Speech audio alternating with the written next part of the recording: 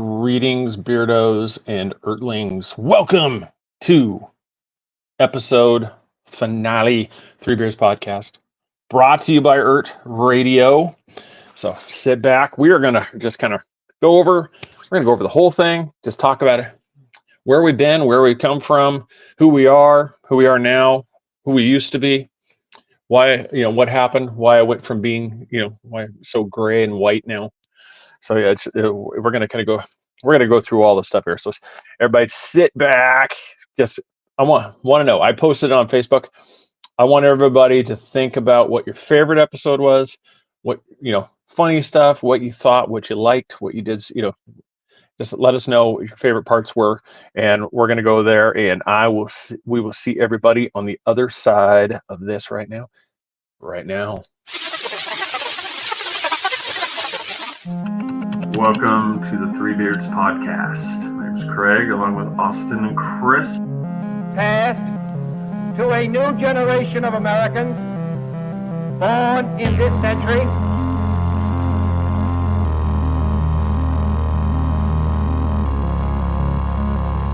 Let me out. I'm afraid that is why.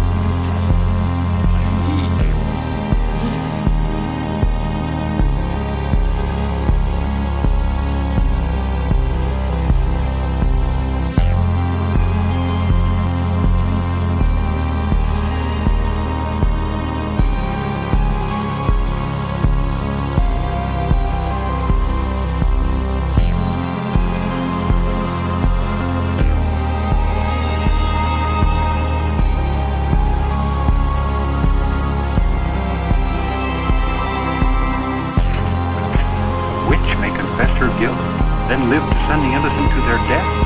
Is this justice and honor in Massachusetts colony?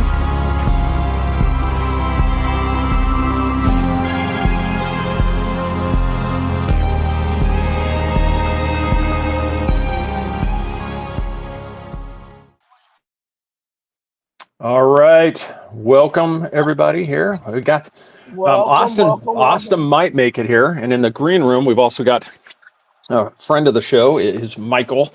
He is a guy. We'll let him explain where he works, whether or not he wants to disclose the name of it. It's secret hush hush.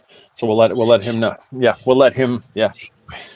He all I can say is he works for a place that's pretty cool. Oh no, we can't. I work for. Yeah, that would be one of those. I work for boop.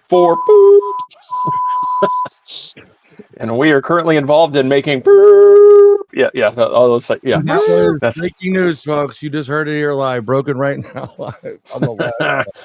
Yeah, that's one of those things. There, yep. It's finale.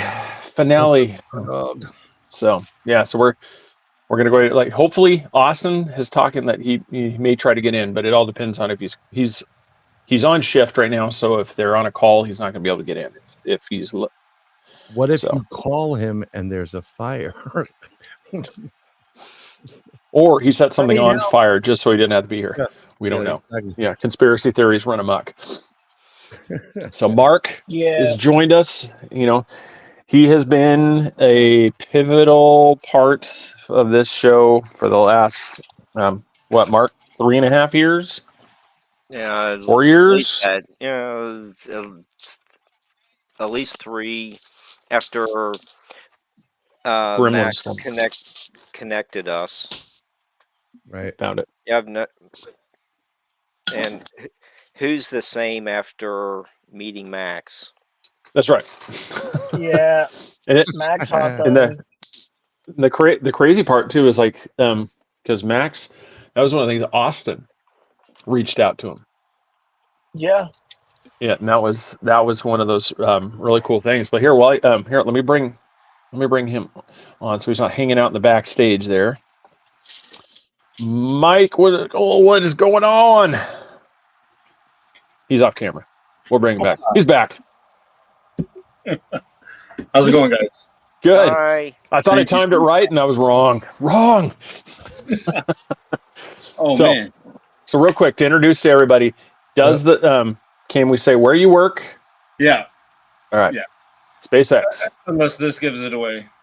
Yes. Yeah. He You work works. for Sony? Oh, Sony. Yeah. He works for an amazing place that, especially here where we live, we get to watch those things pop off. I think Here's the hint. they just hit a milestone to where they have landed and reused the booster more than any other company has actually fired off rockets. Right. Oh, yeah. That's like our 328th, I believe. Yeah. So something like that. Yeah. One, Bezos and his penis rocket can suck it. Hey, we're all hoping that we all hope that the other companies. This is my own personal hope, but I do hope that places like ULA, Blue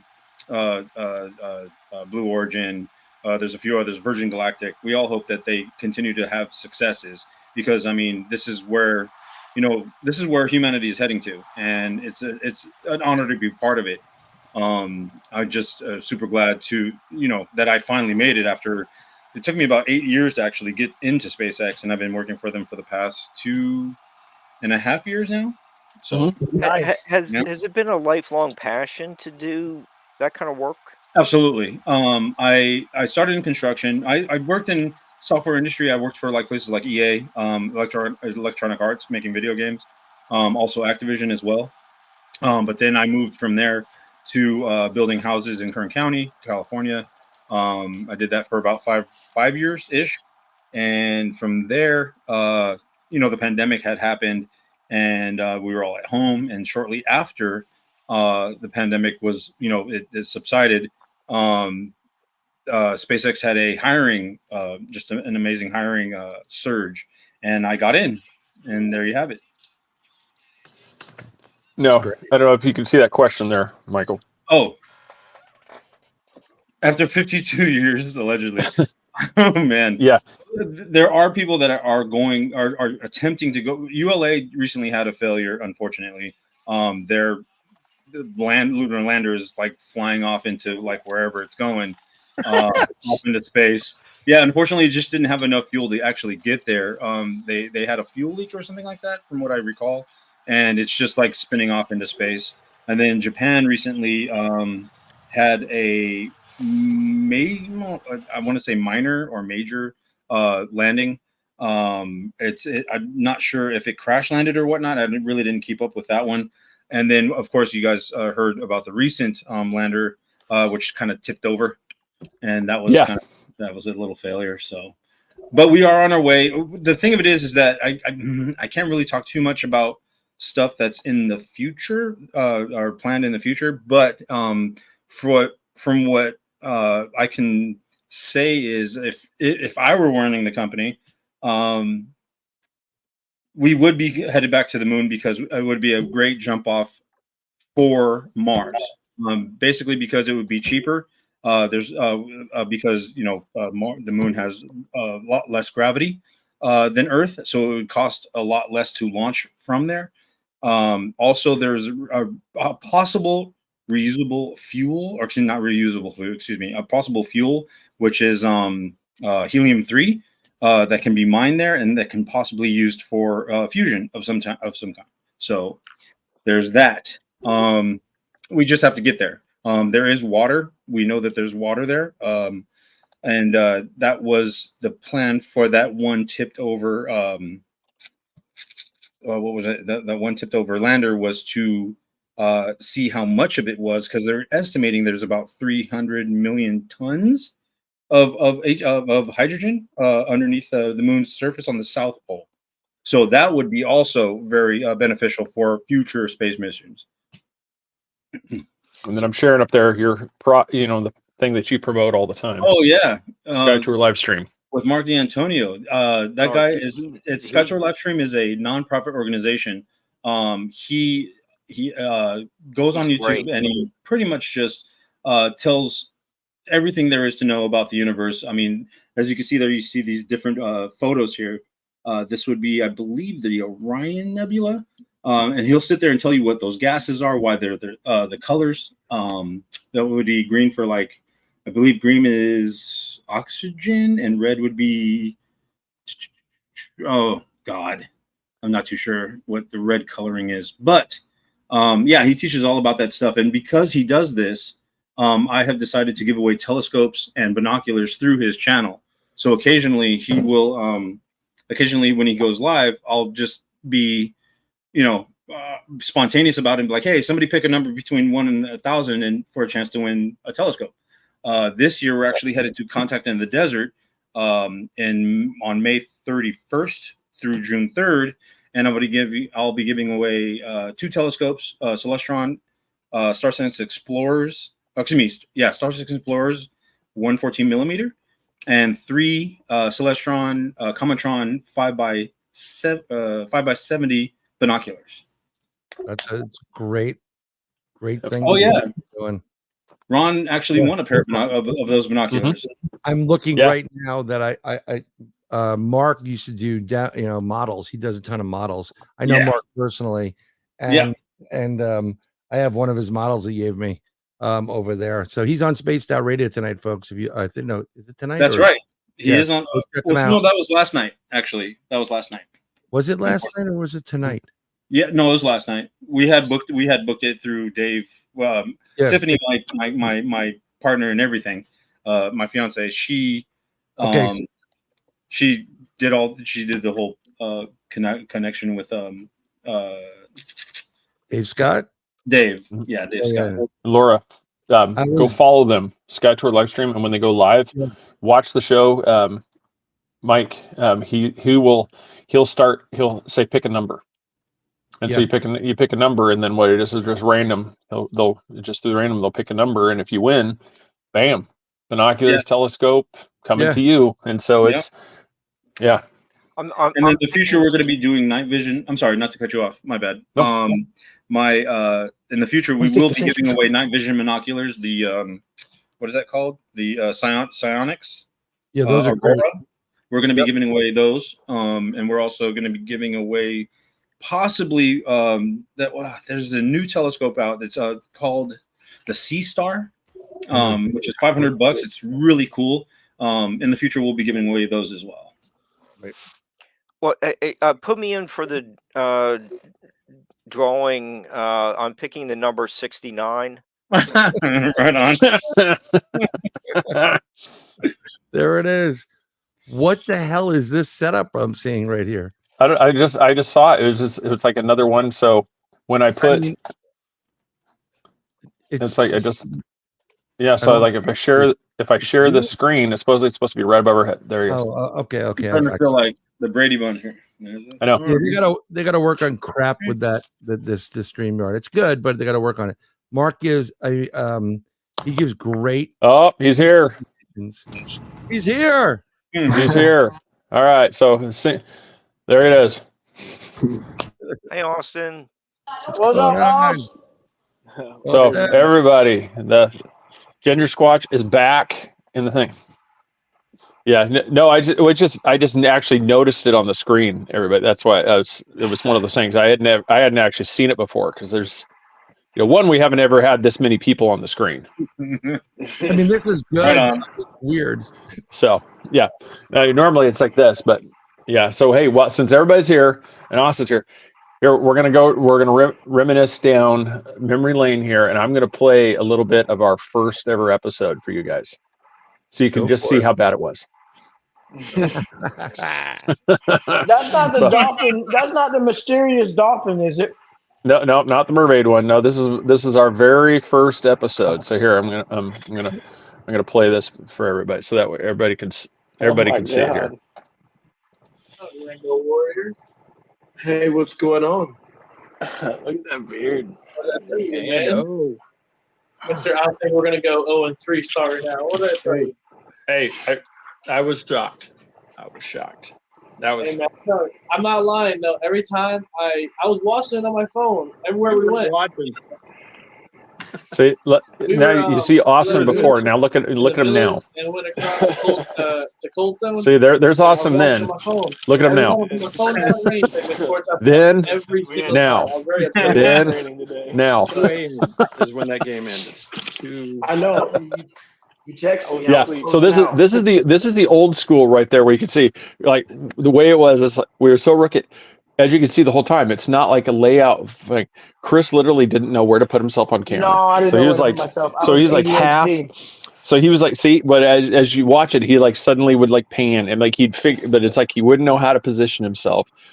It just all like the layout, like this vertical layout is just terrible because it gives you like this half picture. Yeah. M.A. Allen, is that hairstyle fireman compliant? I think that's probably the hairstyle you get from wearing something while you're doing something with fire. So it was asleep for a second. Yes. I think it's more like the Tommy Boy thing, where you're just like, for the love of God, and just standing up. Yeah, the one, I think that was episode 3. It was, when we started this out, we got into it and we started doing some topics and we decided Austin really liked mermaids. He was really big, really into the mermaid thing. So we were like, all right, let's do this as a topic.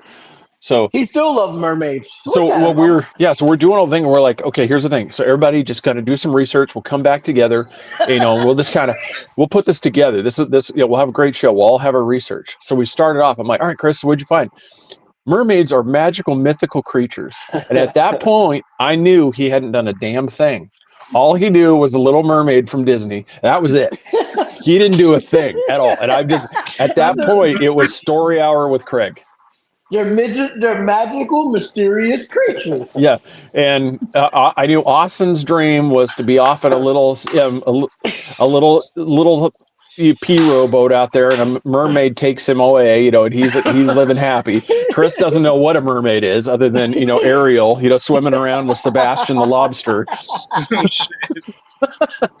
Hermit crab, everybody. But yeah, so so we're doing this thing, and I'm just like, so it just became story hour with Craig. Yeah, that's what they call it, story hour with Craig. Do you have the one when we had the was it the ghost one? When I was like freaking out or something. Oh, I could find that one. That was, I don't know what was going on that day. I think we just we were. or something. Oh, I was trying to find it. There was something going on. You just had moved into your house. Yeah. And every time something would like, he's like, what the hell is that? He's like looking around. He's freaking out in his house. You can't. Oh man, I'm trying. Because right around this time we started off doing sports is what, it's kind of, we were going to talk football, but then we just kind of started doing some topics. And then somehow, I'm not sure who it was through. I think it might have been through Chris or something, how we ended up with it. We ended up bringing Jeremy Davis on, a UFC, the MMA fighter. That was me. And then, so we got Jeremy Davis, and so we went through that. So we started doing these things, and then Austin started getting UCF players to come on. Hold on, rewind a little bit. Where did we pick up our most loyal fan? Not to step on. She was there when we were talking about MMA. Her question was, "What is everybody's favorite ice cream?" That was favorite ice cream. Yeah. So where did we pick her? Where did we pick up Debbie from? Debbie, that was from after Jeremy. Okay, so we got her, and then so what we did is she started really helping us find all these MMA fighters. We started getting all these things, and we were doing. Rolodex was crazy. Yeah, we got all these people from lower tier ones to all these promotions. We got, we were going through all this thing, and then Austin started hitting up Instagram, and we started getting UCF players, and it culminated with, we got an assistant coach from UCF on the show, and we asked him some questions, and we got an email from the athletic department ordering us to cease and desist talking to players and coaches. And so the guys were like, what the hell do we do? And I'm like, dude, they have no power. There's no legal authority to make us stop. I go, they can tell their players and stuff that, I go, we can keep asking all we want because we're not under any guidelines. We are just simply people that are asking questions. I go, they have no way of stopping us because we're not doing anything illegal. At that moment, I thought we were going to take off. I thought it was it. We were going to zoom out, but then, yeah. Yeah, no, it's just, so we, and at that point, we just kind of, it's like we went through this thing where we just kept you know, just kept ebb and float, where we're just finding stuff. But then here it is, the mermaids, merfolk, and sirens episode. There's that one. Yeah, I think I found it here. I'm trying to. I found the episode. I'm scanning through it real quick. I'm just trying to find. It's going to be really hard to find one of the exact moment, like when you're looking back, like freaking out. But yeah, it's just one. You just see how bad. Oh my God, you guys don't understand. This is like, I called these the lost episodes because these ones just, oh my God, they're terrible. They got buried in the archives. Well, you can see how blurry everything is. Yeah, because you're forcing yourself into the haunting. With the crystals, are the same way. You have to find the right one to come to you. If that ghost doesn't want to come to you, there's a reason. Don't try to push it because then you're screwed. Yeah, I mean, we had good discussions. It was just one of those. But you can just see just how rough and. Yeah, Sir Brian is all. I don't remember these moments at band camp. You weren't there. Yep. I'm just. It looked like an egg roll. Bucky Beaver stuff before. Whose egg roll you're talking about? I don't know. Laura was saying it looked like an egg roll. Somebody was eating. Egg roll? Yeah. Probably. Yeah. But Craig, don't forget, even later on, after having a lot more experience, you lost your Wi-Fi, and you had to go next door. And let me see if I can find that episode. That was Martin. That was about at the end, and you're running through the neighborhood trying to get Wi-Fi, and then you get the rocket, the space shuttles blasted off in the background. Yeah, that was. Yeah, I'm trying to find that one, but yeah, it's. I mean, because luckily, like Michael, he came in. Him, Laura, King, everybody came in during when I'm going to say like our best time when we were actually doing a good, I would say a good job. But it was, oh man. I mean, we're telling, there was some rough ones. Like that one episode. Well, I'm finding that one. The one episode where I think it was the first episode we had Brad Olson on. I had COVID. And so I tore these two a new one. I go. Yeah. I'm having COVID. I feel like crap. I'm sitting there, and these two bring him on. They don't know who he is, what he's about. They don't know any of this stuff, and I'm dying. I'm like I feel like absolute shit, and I'd be like, okay, here's what I got to do. I have to go on because this is a train wreck. So I'm sitting on the floor. I'm in our bedroom. I'm sitting on the floor, and I go live to get on there because I have to. Poor Mark, he stood in for me, and he doesn't know what to do because the guys that are supposed to be running the show are clueless. He says, well, I'm looking at Austin like, do you have anything, Austin? No, I don't have. It was like a 5-minute show, and we were about to say, well, I guess that's all, folks. and then what happened? Oh, wow, that was crazy. Craig says, Then we got back to work the next day. Craig says, if y'all can't effing do the show, don't even try. You just sit there and I went off. It was embarrassing. Oh, it was so embarrassing. Oh, so what do you do again, sir? And your name is what is your name again? Oh my God. What's your website? We spoke at a few conventions, and I asked him about his little excursion to Antarctica, and just a lot of contradiction. I mean, we had not quite an argument, but like to where it was more of gotcha questions, I guess you could say, because it's like, okay, you went down there to explore Antarctica to look for the mysterious pyramids and the aliens and the Nazi subterranean tunnels and whatnot, and did you find them? Oh God. I mean, there's been so many people. There's literally people down there. I mean, there's just so many conspiracies when it comes to Antarctica. And when I'll give you one name that's been down there over the entire. I mean, we're talking about Lake was it Lake Hoare?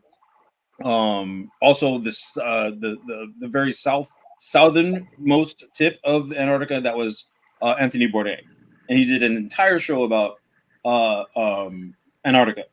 So I asked him about it, and he didn't have an answer for me. He was like, "Oh yeah, well, I'm still in search of this," and I'm like, "Dude, you continue to come to these, conventions and spew, your shtick, and I just don't know how people continue to, follow you." So. Oh yeah, it's funny. I can't. I've been the whole time. I'm still trying to find this one, but yeah, there's a lot of guys like that. There's a lot Can of I guys. bring up a conversation we had today, Craig? And they follow these people that they shouldn't be following. Right. So they're just jokes. I mean, I made the mistake of, I don't know if Craig told you guys, but I made the mistake of befriending quite a few people within the UFO community, namely Giorgio Tsoukalos,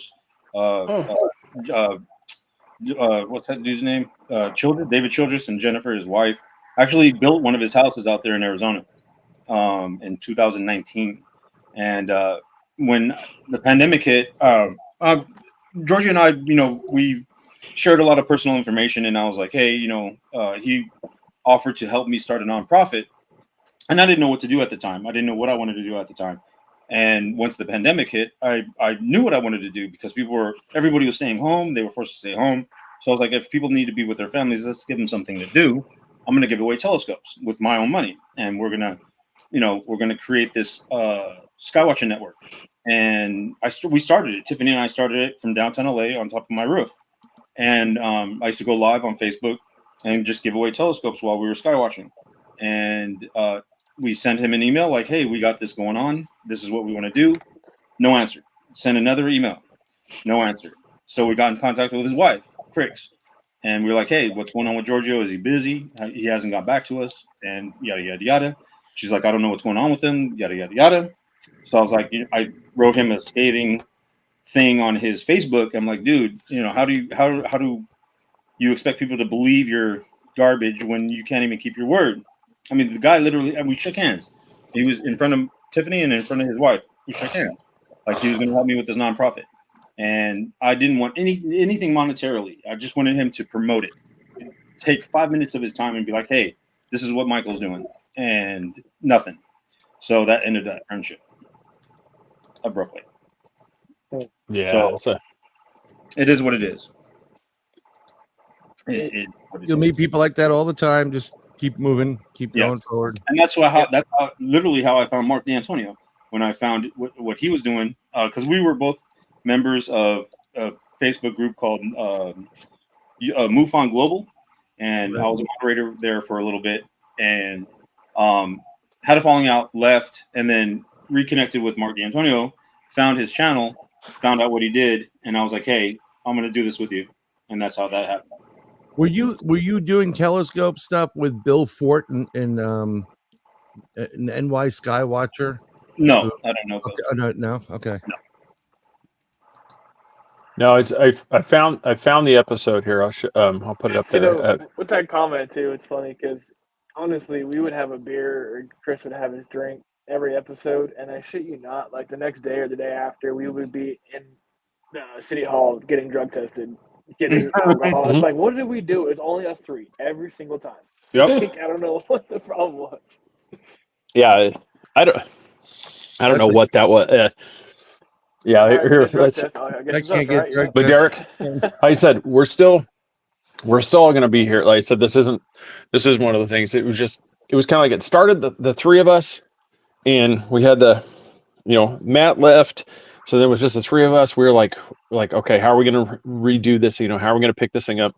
Mark came in, started helping us. We transitioned where we're starting to do a lot more guests and stuff, because that helped. Main reason we went to guests is because it made it easier for me, because now I can just ask questions. I didn't have to do like this 5-page, research notes every show and lead the story hour. So that with the guests, I could just at least ask questions and let them go. And then the one that Mark brought up, and I'll show you this. So this is how it started. Right here. Let me bring it in here. This is with Kathleen Martin. So for anybody that doesn't, for anybody who doesn't know who she is, she has she is related to, and has a lot of works on Betty and Barney Hill. So we're talking with her. So here it is. I'm at the house. I can't. Wi-Fi's down. I can't. So I have to find what. So I call Matt, and I'm like, he's not at the house. So I'm like, I have their Wi-Fi password. So I go in. The house is locked. So I'm on their. This is, you see the picture right here. I'm on their back porch by their pool, sitting at their table. So here it is. Okay, it's fine right now. This is probably, I don't know, like 7:30-ish or so, like this. And then we're gonna kind of zoom through, and you're gonna see as we go. Now it's okay. As you can see, it's starting to get a little darker. He's your neighbor, right? But he wasn't like next door. He was like he's on the other side. He's on the other side of the community. So see, as you can see here we go. I'm starting to fade away into oblivion. So now what I had to do is I had to switch sides now, so that way, because it was too dark, so I had to go to the other side of the patio. So now I'm at the patio table, and I've got this light, so you can barely see my face. And so as we go, you can just watch the picture. Sure. Look, watch this thing. Here we go. This is what we're coming into. All you can see is the moon. All you can see is this black. Now I look like I'm in witness protection, like I'm trying to hide my identity. And so by the time we're done, that's it. That's it. I'm live. I'm talking, but that's all you can see. And at some point, you can I believe you could see fireworks. Yeah, the fireworks come. And then every episode, my internet would cut off at the almost exact same time. I don't know what. They told me I had a coin meter for a while. Yeah, we always joked. Yeah, we always joked around that he had one of those like hotel, like where you can shake the bed, but he had to drop a quarters in the machine to get it to work. And so you'd drop off, and we were like, "Yep, he needed to go put the quarter in the machine." How about when Jack was a guest? Yeah. Oh, Jack Churchward. Yeah, it's like, yep. Yeah, him and Mason Winfield were the two toughest interviews I've ever had. Yeah, it's don't answer questions. Jack was the one. Here's the thing. As I said, I'd like to get Michael's take on this one too. Very direct. Your grandfather is known for coming up with the lost continent of Mu theory. Okay, so he comes up with it. He's the one. He did all the research. He's come up with this theory. He writes a book about his grandfather's stuff. So we have him on to talk about this book. So one of the first things he says is that my grandfather's work is a bunch of bullshit, and I don't believe any of it. Interview over. Well, that's the thing. I'm like, that's the thing. I'm in my head. I'm like, dude, we just brought you on to talk about your book, and you just went on live and told everybody it's a bunch of bullshit and that it doesn't exist. I'm going, oh no. And so every question is like, you're like, so what do you think of this? I don't know. Everything was one word answers. And so the thing Mark told me is try not to talk about the Uyghur population in China, because that's like a hot button thing. He's really big on, trying to, oppression. Yeah, their oppression. That's his thing. But when we're about, 30 minutes into this, I've got nothing. And at that point, I'm like, you know what? I got to pull the card I'm not supposed to pull. So what happened with you, because there used to be here in Florida, there used to be a Chinese theme park. And he protested that, and he was one of the ones that helped shut it down. Oh. So I was like, you know what? Here we do. We're going with this. We're, so we're, Jerry. All right, here we go. Talk about China. And then he finally opened up. But I was just, that was tough. And, Mason Winfield, he was the only one that he actually, he turned around, I can't remember the exact wording, but it was basically he cut me off and told me, basically I didn't know what I was talking about. He hijacked you. Wow. And I go that was rough. So all the people that's listening tonight, the Facebook page will still be up. We'll share stuff. YouTube's up. Yep. We'll still post stuff. Brian's going to post his one where people get the third eye implanted into their forehead. Yep. Yeah. It's a live procedure. Fatality. Yep. Yeah.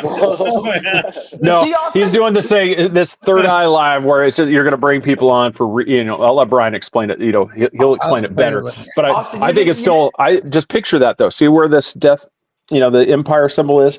Just imagine they're taking a donor eye and they're putting it right there. Oh, geez. You didn't even know we had voiceovers, Austin. Since you've been going about voiceovers.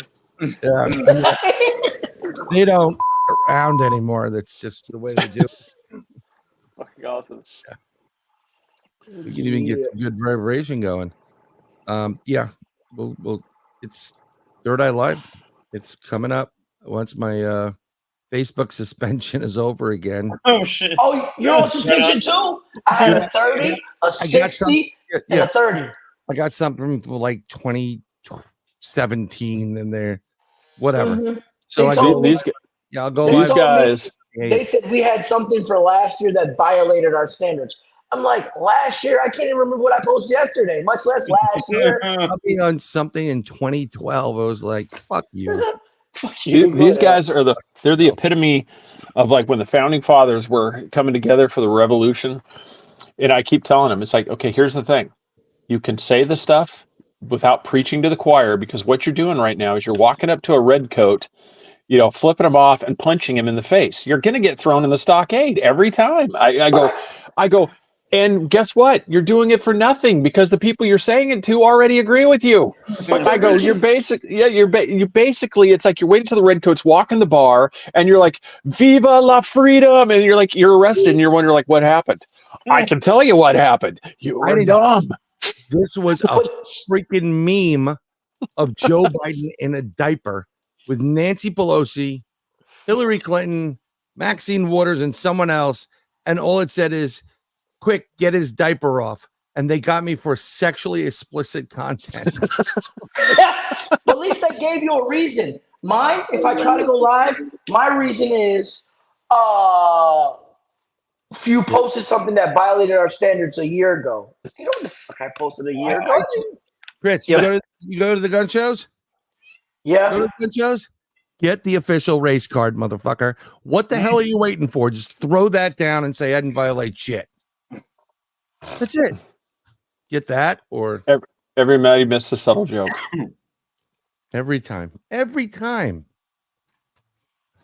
better come down to West Palm. You go to the gun show. Yeah. Are you coming to West Palm? That's right. We're in the middle of track. We're doing track. We're doing football, and we're doing basketball. So I'm a little busy right now. I just left football practice tonight. But as people are talking, like just like think about like what your guys' favorite episode was. I mean, it's like we've had quite a few that were really good. We've always had some real funny ones. I think one of my favorite episodes is metaphorically. Oh my God! metaphorically. You're gonna trigger Michael here. Oh God, not that guy. Not that guy. Oh my Lord! That guy. You got a phone? You got a call there, Austin? Wow. Come on, slide down the damn pole. You're a fireman. Go down the pole. What do you want? We won't pull. We won't pull. Slide down the pole. We're gonna get singles out. Let's go. Come on. We'll go down the pole with singles. Well, I know that's why the question, when you look in the fire hatch, you're trying to figure out why a one-story building has a brass pole. I mean, I'm just saying, I don't understand it. Leisure hour. Craig's talking about brass poles. Wow. There you go. We're not P Diddy in it here. Yeah, Laura. It was. I mean, that was a thing. It was. There was a lot of stuff I didn't agree with. But it was one of those things. When it comes to like the Jerry Springer style entertainment, it was a show.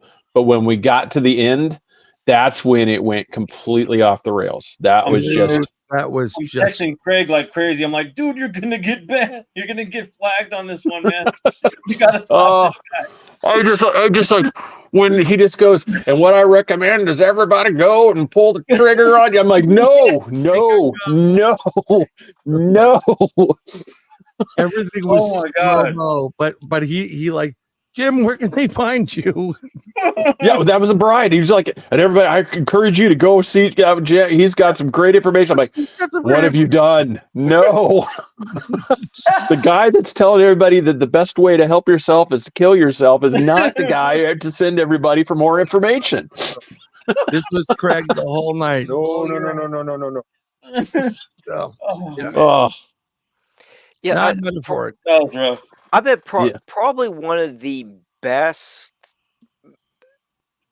shows. It could have been both times she was on was when Varla Ventura was a guest. Yeah, Ventura. Varla was really good. That's one of those. If you've never talked to her, Brian, you need to talk to her. Yeah, she has numerous books on like the Puckwudgies, mermaids. She's a excellent storyteller.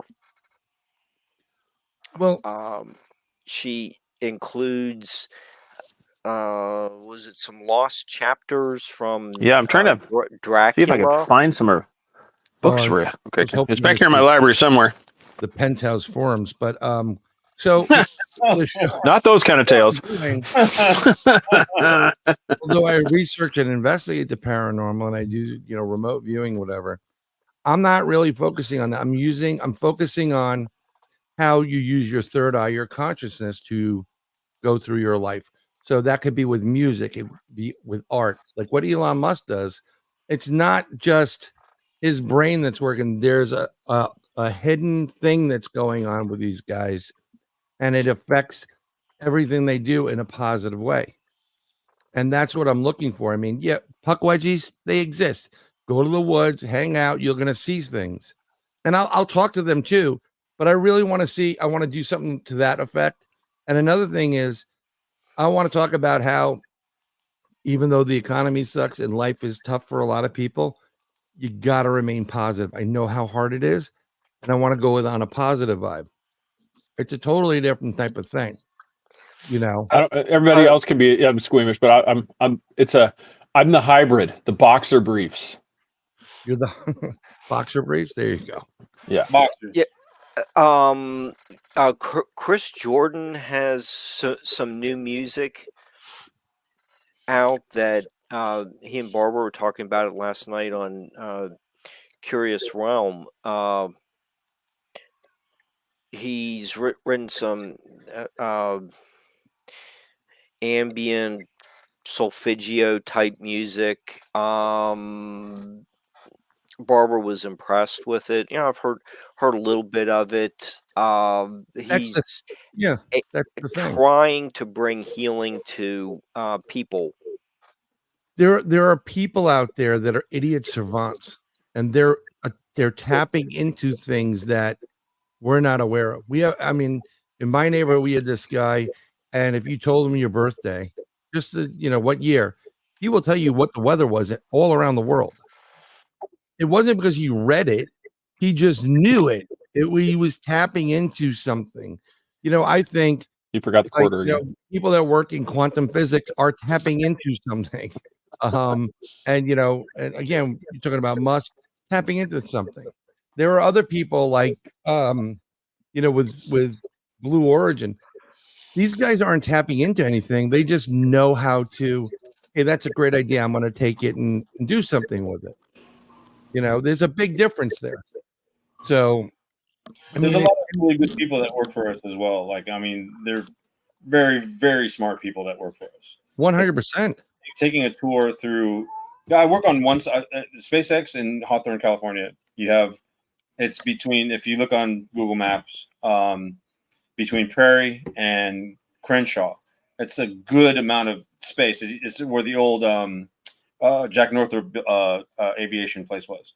So we take up that entire block, and I'm on the very west side, and Maine being the building on the east side.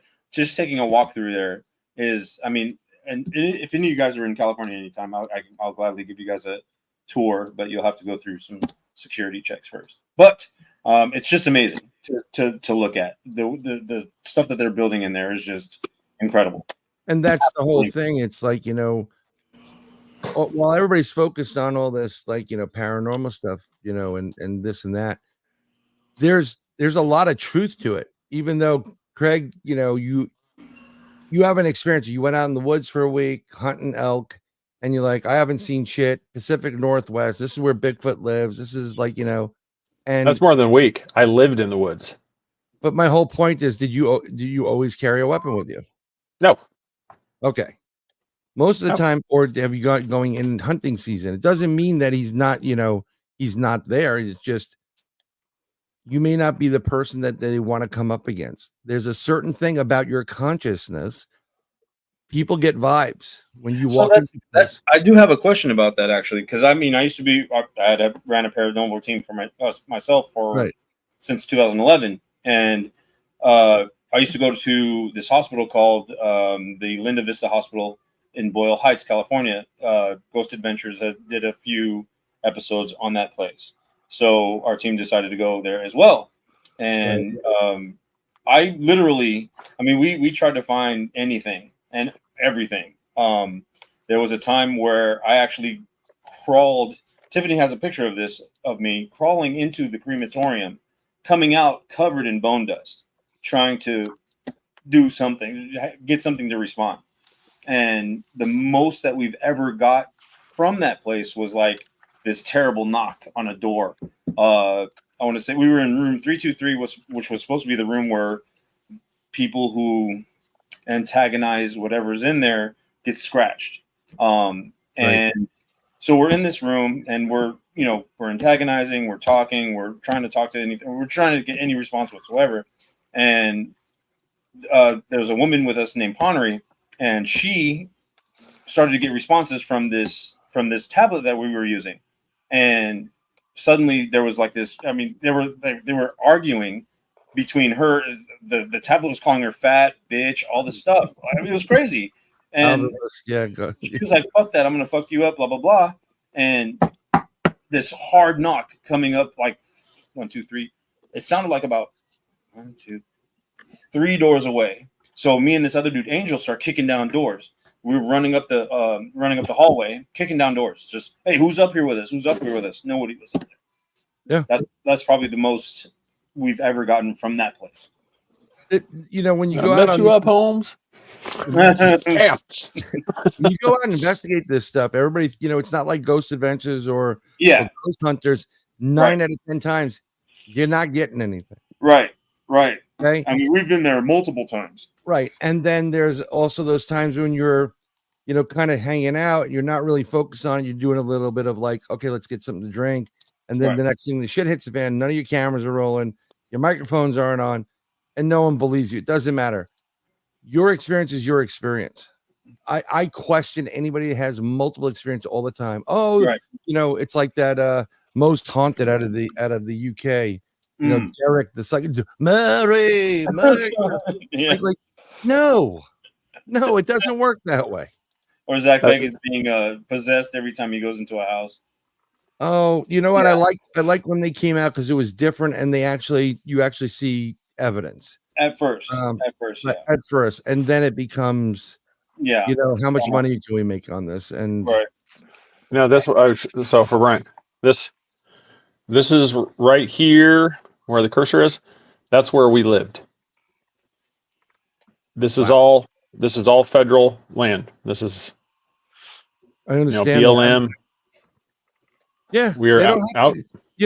Just because you live there doesn't mean like hey. No, that's one of the people. It's like, well, you're only out there for a couple of days. No, I lived out there. Is that Mount Hood? Right on. I get it. Mount Hood. Mount Hood is right up. Oh, okay. Right up here by. So there's Jefferson. You got to go up here a little way. So here's Mount Hood. Excuse me. But yeah, if you zoom out, because like right here is where I lived. Right down here is where I'll give you Patty was filmed. I'll give you an example. Oh, okay. If you go to the East Coast, right, everything is Pacific Northwest. But if you go to the East Coast and you go to New York, it's a huge state. I never thought there was Bigfoot, but there are a ton of them, and they hang out a certain corridor. just because you're in the woods where that marker is, and you think, there's got to be something here. Bigfoot. Well, why isn't he? Doesn't necessarily mean that they're there. You see these? These are called mountains. Over here, these little things are hills.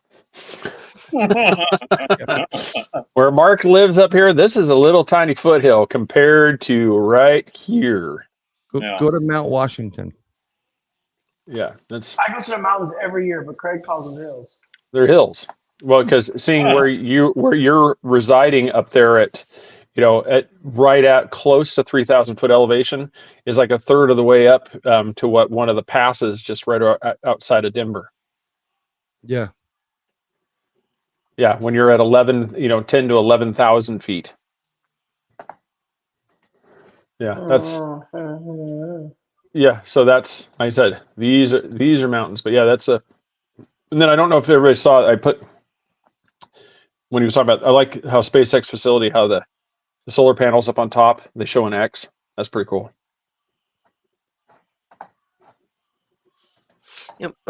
Michael, since early in the show you were talking about, you really can't talk about the future. What if we look at some of the SpaceX stuff? Are we actually returning to the moon? Or Mars as the original home of mankind. That's the goal. The goal is to reach Mars. That's the ultimate goal. This is the reason why Starship. I mean, there's supposed to be another 5 test launches of Starship, and Wow, okay. hopefully that's just this year alone. We're hoping that this next go around, because we made it to orbit this last time. Unfortunately, it burned up on reentry. But there are 5 more planned, at least 5 more planned, and hopefully, if those things. The problem is, I have to be careful. The problem. Yeah, don't get yourself in trouble. Well, we don't. Yeah, you don't need to tell us. I don't want to lose my job. Why you said bring your own Exactly. laptop. I cannot confirm nor deny. I'm sorry. Yeah. Go ahead. All I know is it's going to be really cool. It's the one that when Elon said, correct me if I'm wrong, but he said that the one to get to Mars is going to need to be about 500 feet in height. That one just is, the whole thing. I think that's what the booster, the stage. I don't think that's not Starship just itself, but I think the entire thing is going to be almost 500 feet. The plan is getting Starship there, not the booster. I was just like, Starship up. And then there's several things, and believe it or not, I'm actually volunteering for this. But whoever goes to Mars, that's a one-way trip. The first people to go to Mars. Sign me up. I'm down. One-way trip. Yeah, I'm totally down. It's a one-way trip though, Chris. You're not coming back. I'm good. I'm Gucci. It's history. Literally, Mm-hmm. you'll be in the history books. They'll be. I hate to quote Carl Sagan here, but they'll be building high schools, or putting names, building high schools in your name. So yep, makes sense. Be like, my daddy went to Mars and never came back home. Right, but it is what it is, and so I definitely signed up. This is just a lifelong dream of mine. I've been researching UFOs for quite some time, and I figured, why not just go to where they are? Is the sign up still open or it's closed? You could sign up. Well, right now SpaceX is taking. No, there is no sign up for SpaceX. NASA is taking people that are STEM related, that have STEM education. So science, technology, education, and mathematics. That's what STEM stands for. So if you're educated in any one of those, you can sign up for NASA.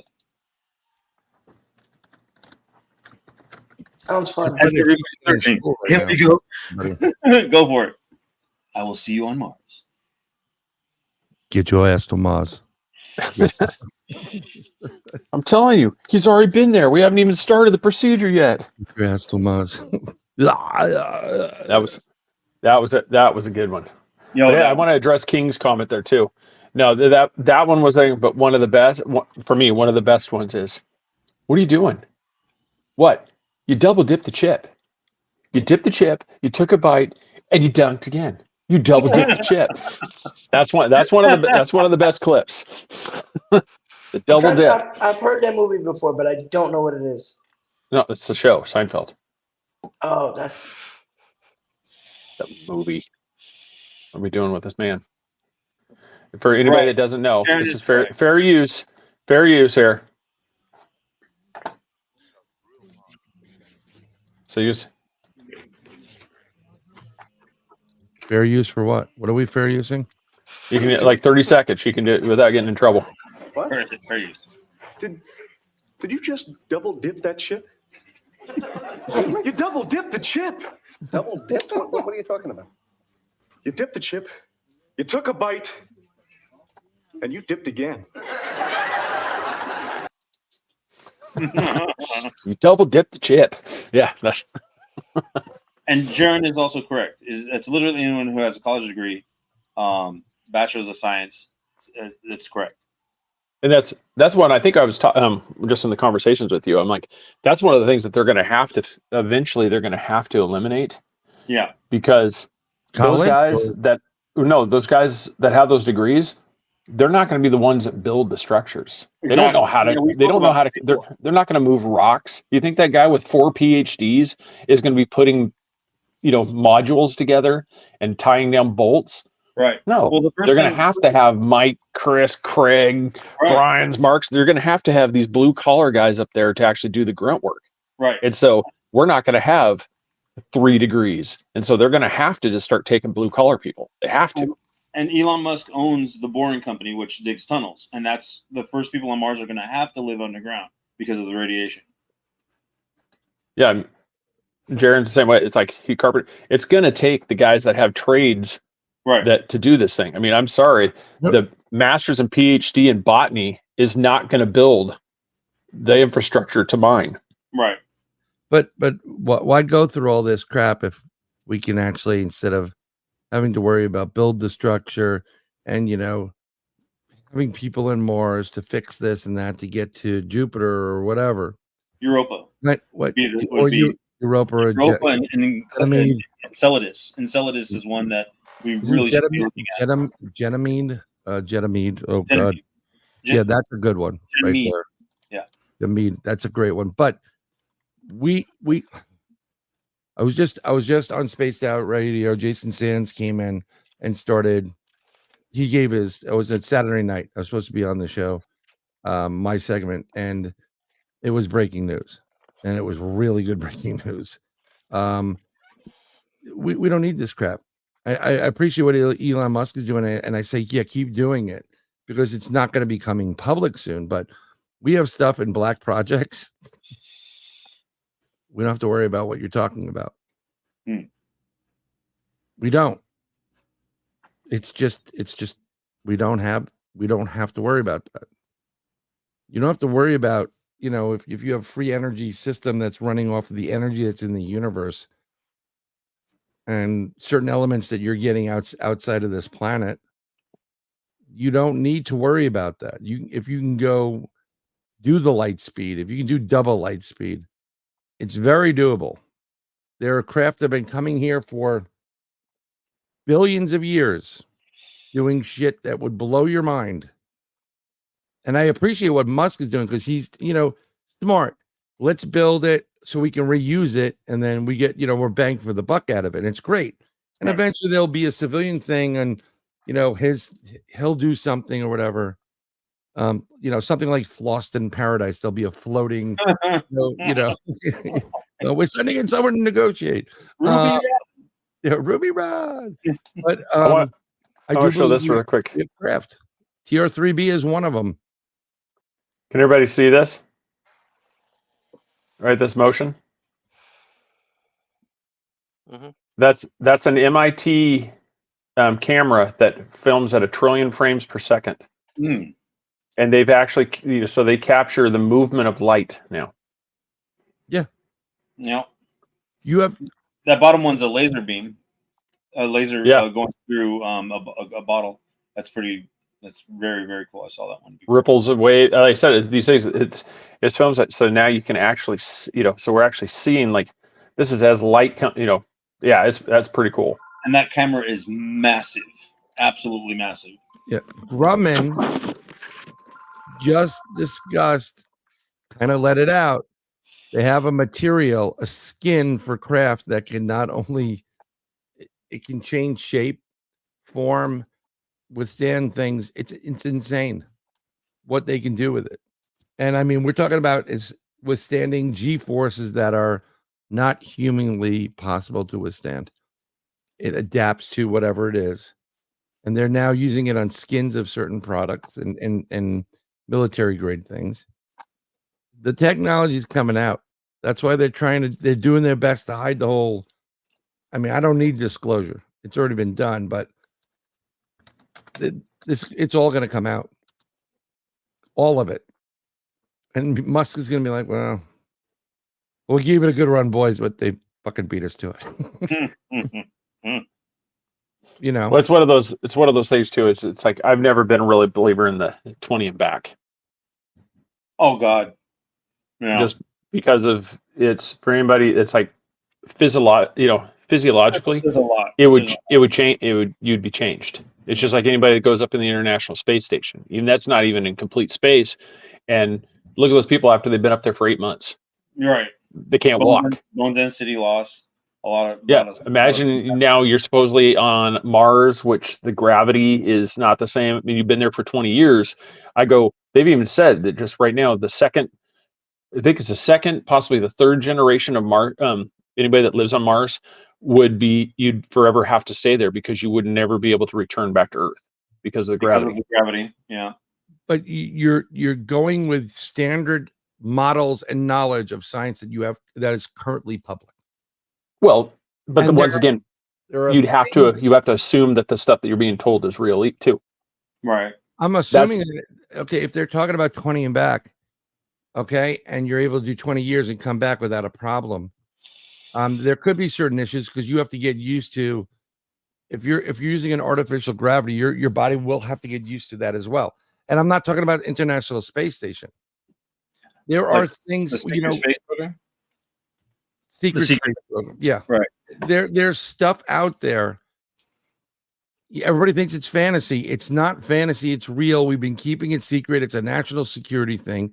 You don't want to alert Russia or China or anybody. My one problem with the secret space program is that there's people that have investigated this have claimed that there's a ship that's orbiting Jupiter that can hold 1 million people.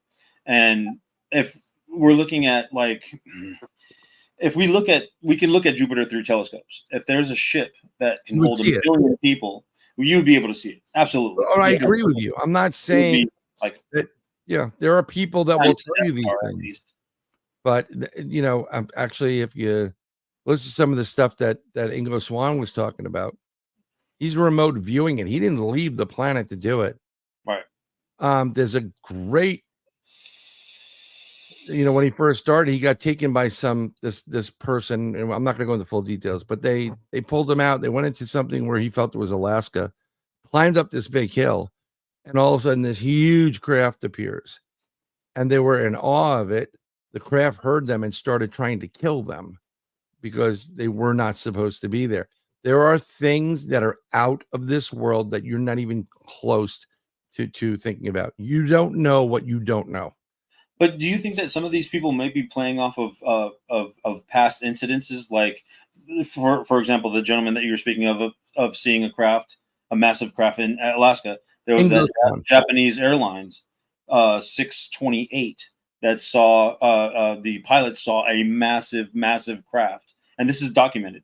I know you're talking back in 1970 something or other, 78, yeah, late 70s.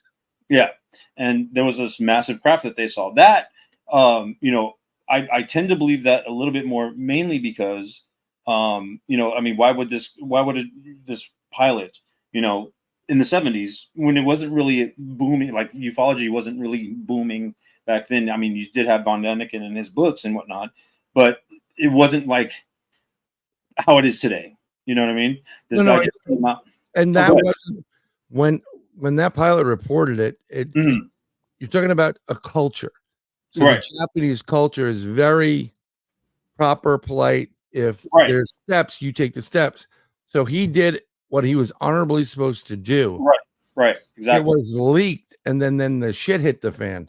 That's the problem with it. Okay.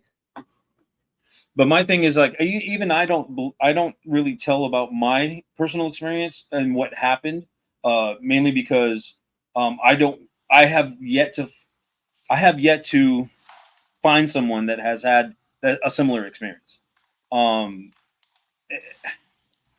I go to these conventions to talk to people that have experiencers and what have you, and I'm looking for the people that have witnessed something that I have witnessed back in October of 2011. And this is what started me in ufology, was because I saw something I really could not explain. I've seen every aircraft known to man. I live in Los Angeles, and there's a lot of air shows here in Torrance. I mean, you've seen everything under the sun. And this craft, what it did and what it left behind was insane. And yeah, here we are like 12, 14 years or 13 years later. And I'm guessing, I'm second guessing myself because I haven't seen it since of years of sky watching, years of giving away telescopes, years of giving away binoculars, and years of going to conventions, speaking with other people. And it's bothersome. The years are don't play a bearing on it. They don't play a bearing on it. You're talking about, actually we were talking about it before. You're talking about, at bare minimum, we used to be around 150 years ahead of everybody in total, technology wise. Now we're probably about 250 to 300 years ahead of everybody in the universe. On top of that, you're talking about races of extraterrestrials that roughly, last count is, I'm going to be very conservative, 250 different races of extraterrestrials. And then you have interdimensionals and ultra terrestrials. It's you looking for 10 decades or 1,000 years is a pimple on the ass of the world, because you know what I'm saying, the time and cosmic time. I understand. Right. Cosmic time. But they could have been a craft that came here like, what the hell is this place? And didn't know about it and looked and said, whoop, we're out. You don't know. I mean, and let me tell you something. I studied the physics, I studied astronomy, thinking going that route, couldn't make money. So I'm always asking these questions, and I don't just take everything like, yep, the fucking aliens. No, I don't. I'm very critical of it. I need a little bit more information, but sometimes, I've never seen God, but I do believe God exists, right? And there he is. He's calling right now. Holy crap. Sorry about that. No, you're good. Are you dialing AOL right now, Mark? Dial-up. That was the old dial-up, boy. Shit right there. I don't think I ever paid for internet service. You just get like different CDs. So you had AOL and the other one. You just get a new CD for the free trial. Netscape was the other one. Remember Netscape? NetZero. And then NetZero. Yeah. NetZero was my jam. Yeah. Yeah. I think my first, I want to say, was Excite. I want to say is. Wow. I'm trying to remember. I mean, I had a really good one. It was at college. My email address was GQ692. Nice. And everybody was like, what's that stand for? Good quality 69 for. Not 68 and I owe you one. Yeah. Yeah, that was my original email. Yeah, that's back in the wild, crazy Craig days. Yeah. Before I was, yeah, but yeah, our generation, man, you want to I laugh when I see the kids all freaking out, like, "Oh my God, the lag!" And I'm like, "You do not know anything." Could be dial up. You go through all this. You are now on. You've got mail, and it goes through there, and you're like, "I want to check out these cool things called web pages." Click in. I'm going to go to this. You click it. It just slowly downloads a page, and then you're one. And the worst thing, I don't know if you guys remember this thing, when you would accidentally click off of it. Damn it! Yeah. Then you'd have to go back, and it just does the whole thing again. There's no cache, really. Yeah. Oh, those were the days. I mean, Alan has a point there. Does the internet service define or correlate to boxers versus briefs? Net zero, so free balling. That's right. Younger days. Intent. He's answering your question. Yeah, no, it's. I've never, that thing. I've never been able to pull that off. It's never felt comfortable. Free balling. Yeah. Yeah. I tried it. I tried it once back, like college type thing, just because they were like, I was wearing jeans, and it was just probably the most uncomfortable, evening out I've ever had.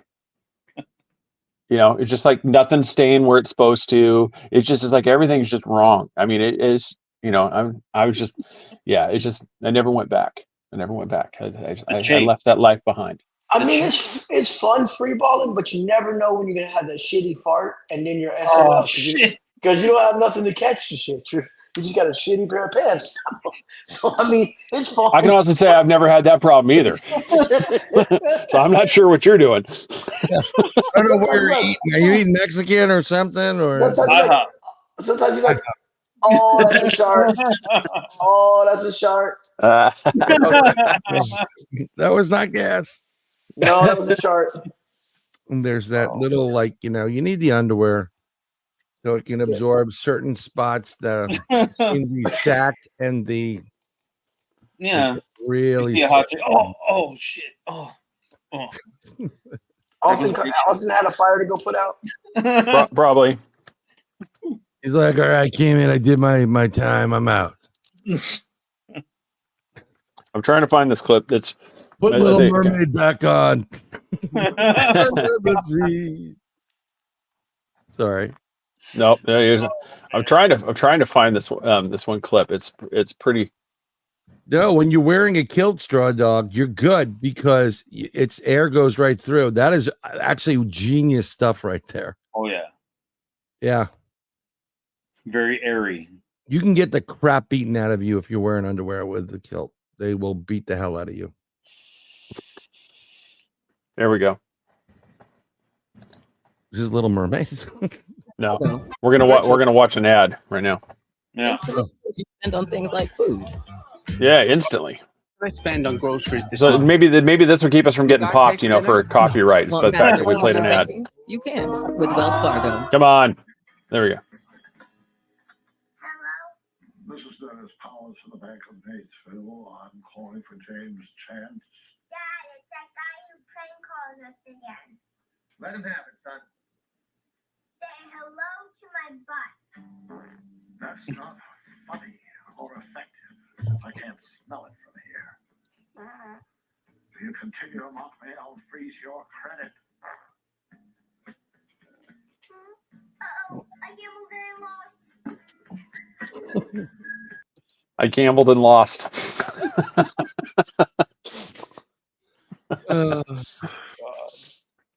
Yes.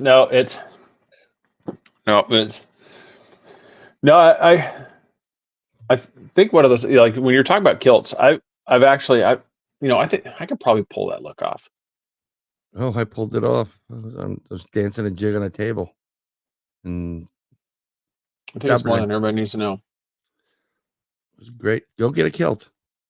On the next 3 beers. 3 beers and 1 kilt. Coming up next spring. 3 beers and 1 kilt. That sounds like sounds like I downloaded the wrong video. Seriously. Honey, you sure you don't want anal attraction instead of Forrest Hump? No.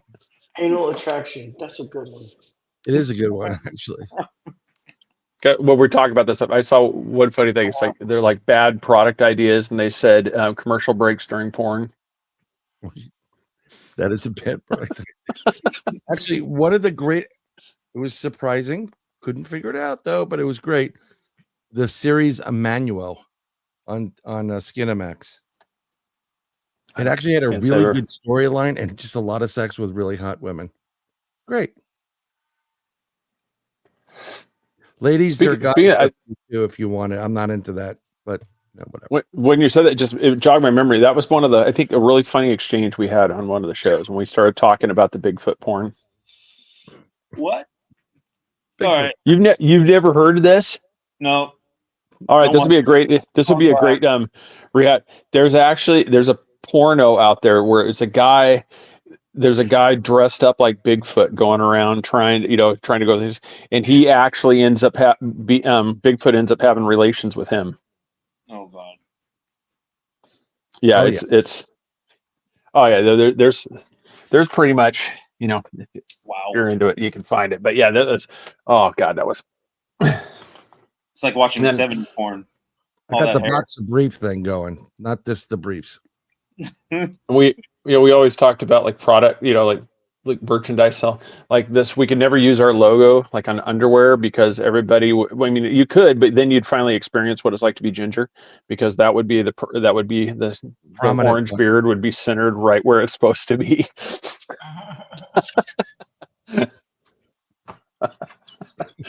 Furries. Fucking Alan. That's what started furries, Alan. That's what started furries. I got interviewed by a furry. Seriously, I got interviewed by a guy who was a furry. No shit. And he was, I swear to God, he was really nice guy. I didn't know. He admitted to being the furry at the end. We were talking about Bigfoot consciousness, whatever. And he was pissed off about with the LGBTQ, whatever the fuck. Because of the pronouns. They were the first ones with pronouns. And they stole it from him. And he was pissed. They were all pissed about it. I mean, the things you learn. I mean, I'm talking about Bigfoot, UFOs, and getting abducted. I don't want to know shit about furries, but you learn new things. Wow. Yeah, that's one thing I've never really. I mean, I guess I shouldn't say I never really understood. I mean, it's just one of those. It just to me, that's just one of those where it's really weird. It's just really weird. I mean, it's just the whole thing, where you gotta fashion your tail. The whole thing screwed up, dude. For anybody that doesn't know, like I said, you can do a Google search. I don't really recommend you do this Google search because your results afterwards on all your ads is probably not going to be work friendly or mixed company friendly, because they're going to accidentally look at your computer and like, what the hell is this person into? Because it's going to be a bunch of plugs connected to a tail. Oh God. Yeah, I've seen those. We did that to a guy on the trading floor when they first started doing that with the bookmarking and the cookies, so that they would tailor your ads. Whatever your search was, they'd save it and then scan, put it in there. So if you opened up the computer, all your advertisement would be whatever you were searching for previously. And we did gay midget porn. This guy blew a gasket. Oh my God. Everywhere. Oh God. It was everywhere. And then this was after. I'm not going to have a job tomorrow, am I? You probably will. Oh no, you'll be fine. Does Elon watch the show? All right, Elon, I'm sorry. I just if he does, can you just like plug us and I would say I don't even know what it's called anymore. Do you say retweet still? I mean, I'm not even sure what you're supposed to say. Re-exit? Re-ex. So I mean, if he watches it, tell him we need him as a guest host, and we might rebrand and come back. There we go. And then there was another and guy that that was pain. And he did a lot of road trips and just was giving people hard time. So the tech department, they got hard time. Oh, he would just evil to work with. Evil to work around. I thought he was giving people a hard time. No. They knew he was going on a trip, and they changed his screensaver to a live screensaver, and it said in Arabic or or infidel or something like that, and it had a counting clock that would just constantly count down. Oh, When he went through security, they saw that, and he was stuck at the airport probably about 48 hours. Wow. Yeah. And King kind of addressing that.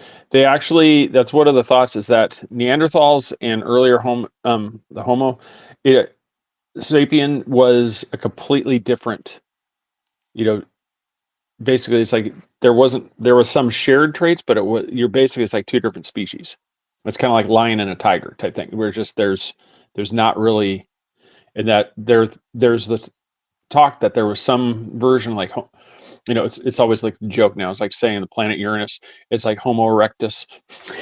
It's like when you say these things, they're almost like joke terms. Everybody starts laughing. But yeah, it's like that's where a lot of the people, when you get into the ancient aliens and stuff, they talk. That's when Nephilim, how the Nephilim came about. Just Anunnaki came down and genetically altered. Yeah, so that's definitely what. Yeah, I mean, I think that's pretty cool that they essentially found a baby Neanderthal and were able to extract Baby DNA. Neanderthals. Where's Mark? Where'd he go? He's over there battling all the hot women that are looking for him. He's probably dropping the kids off at the pool. There he is. Drop them off at the pool.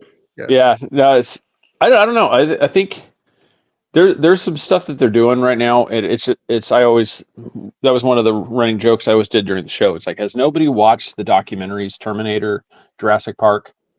What happens when you start doing this, extractions and creating these things? It's like you're watching. It was like Elon when he was coming out with the stuff. That was one of the things I said. It's like, does nobody remember the documentary Terminator? Can we not build Skynet, please? Please, can we not build Skynet? I get the benefits, but can we please not generate Skynet? That would just be awesome for humanity if we could just not have this happen. Maybe we do need a Skynet. Thin out the herd a little bit. Yeah, well, if you believe the documentary, it thins it out pretty good. Yeah. Yeah. We end up with Sarah Connor. I'm looking for Sarah Connor. Have you seen her? Yeah, that was what I was. Kind of we'd always talk about movies and stuff here too, and there's King. That was one thing they're talking about that too. He's talking about Skynet for real. There's actually some. I'm trying to remember there's a government program that they were actually working on, where they were actually talking about creating the very thing from the movie how Skynet was started. And then it becomes and that was actually what they were talking about doing. And I'm like, I'd be like, seriously, does nobody watch pop culture and actually see these things? I mean, it's pretty easy to figure out what happens. Hey, Alan is not that far from. He's pretty close to. Well, I can't say this because it's already been released, but yeah, we launched that secret. That X-37B military space plane. Yeah, they used to do it with the shuttle, but we did it with a Falcon Heavy in February, I think it was. January. Yeah. Yeah, nobody knows about that thing though. Like none of us are privy to that. We had military all over our campus. That is the most secret aviation piece of machinery that they have. I'm actually still surprised that they let people look at it. That is publicly known. Yeah, I'm actually still surprised that they allowed Steven see it. It's not what it looks like; it's what it does and what's in it. Mm-hmm. Right. It's insane what goes on with that fucking thing. If you try to sneak onto it, you'd be jailed for a long time, I guess. They just shoot you. It's a drone, so you can't get inside of it. There's no room. You can't get inside, but if you tried to go get to it, it would be you would be if you're lucky, you'd be detained. Real quick. If you're lucky, you'd be detained. Yeah, if you were lucky. Yeah, most likely you'd be killed. That's the King's comment right there. Yeah, they've created some stuff. They're actually working on one one robotic thing that powers itself with organic material. Interesting. It ingests organic material for energy. There are some amazing robots out there right now that are being done by MIT and Boston Dynamics. Dynamics, yeah. Yeah, Boston Dynamics is the one that's making the actual way physical ahead. bodies for Terminator. Oh yeah, they're way ahead. I mean, those things do flips. I mean, standing flips, front flips, back flips. They're running up, obstacle courses, jumping off of obstacle courses. It's pretty. I wouldn't say very pretty. It's intriguing. I'll say that. Yeah, trying to create the Terminator. avoid the fake ones where they show people with the guns. Those are fake. Those videos. When they show them going through the course and the guys are shooting and the stuff like that, those ones are the fake ones. The ones where you actually see them doing, like he was talking about, the obstacle courses where they run up there, they do flips. Those ones are the real ones. But it's the ones like the gun ones where it shows them with the gun and then it doesn't shoot and then it shoots. Those ones aren't real. And then they shoot it as well, and they're like, those ones are fake. Yeah. Yeah, the guys created those ones just for clicks. Yeah, they're I don't know. That's like a lot of people. It's like creepy. It is. It really is. This stuff with the tech. The tech. I don't know where they're. But no, that's. I went and just throw a bunch of ERT radios all over it. Yeah, ERT radio stickers all over those robots. Probably on one. I think that would probably give away what it's made of too if it didn't stick. Right. As you're throwing magnets and they just bounce off, like, oh, they gave away a secret. You can tell them the secret to the Elon Musk SpaceX. Is it possible to get an ERT sticker on a booster? No. Yeah, that's three beard sticker. There's no if only. I mean, Ron, if you want to sneak onto SpaceX and try to make it there, run over and as your last ditch effort, you stick it on there. And they'll stop it and take it off.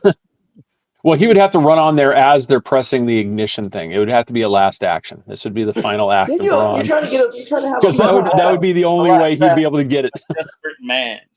Chris's final going to Mars, and Ron, you're going to be going out. that would be the only way. It would be his final act. It's like, watch the crazy moment when this man runs up to try to put a sticker on the firing rocket. Craig and I will be doing colored commentary. Oh my God, he runs pretty quick. Let's go back to the boys in the studio. We're live as we see a crispy he just tripped. He just tripped. Let's go to the replay. Watches the roll and instant fry. Instant fry. Craig, are they releasing the dogs yet? That would be I saw a video. Somebody did a video. These police. Oh, go ahead. No, go ahead. No, Mike, go ahead. No, I was going to say, if you guys saw the first test launch of Starship, it blew a hole in the ground. Oh, that was chunks of concrete. Just amazing. Yeah, there's these guys that they're not associated with NASA or SpaceX, but they've kind of in a way done a partnership with them now. But they always put the cameras everywhere, and their van was taken out by that debris. Yeah, I think that was oh God, what is their YouTube channel name? Damn it, I forgot it. I'd have to look it up real quick. It's NASA Spaceflight. It's NASA Spaceflight. Yeah, NASA Spaceflight. Yep, NSF. Yeah, you watch it as it launches. Concrete boulders are flying through the air, and one just takes out their van. Yeah, it was pretty. I'll see if I can find that clip. It was absolutely hilarious. It just pummels it, smacks the back of it, and it's toast. I'm pulling a Chris right now. I'm getting paged while I'm doing the show. Let's see here. Here is the video here. I'm going to present it here. All right, so everybody can watch this ad. All right, here it goes. Oh yeah. So you can see their van sitting right down here. This launches, and this is like a pyroclastic cloud coming down. There's just see the debris coming out. Crap out of that. Just van. see right now the van's just getting pummeled with stuff. That entire back is just gone. You can't see it from this side, but the entire back of that van is just destroyed. And then, yeah, it's just right there. It's just you go through, and it's just. I don't know if you can. Yeah, it's just. I think they slow it down. Back up I a think little bit. I think they slow it down here at the end. Maybe not. So I'll have to.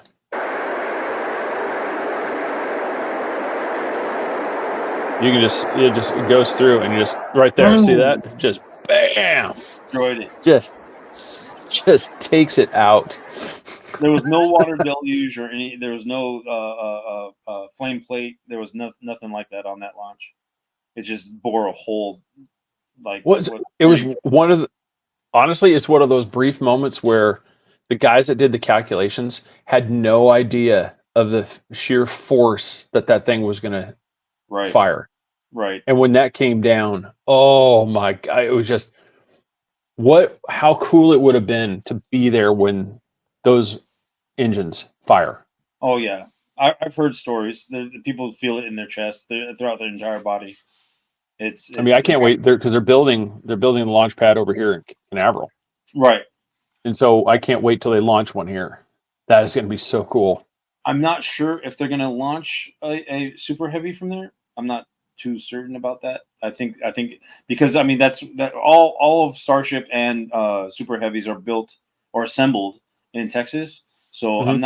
I'm not sure. I mean, if once they start flying, I'm sure they'll want to launch from Cape Canaveral, but I'm not sure about that. Yeah, it's one of those. Yeah, I can't. Yeah, I can't wait. It's like, oh, that's one of those ones where at work, that might be a sick day. Yeah, right. It's like they're going to launch. It might have to be a sick day. I am not feeling very well today. You guys want to see some schematics? I don't know if you could see this. Can you guys see that? Oh, that's cool. Schematics of the Falcon Heavy. or Falcon 9, excuse me. Oh yeah.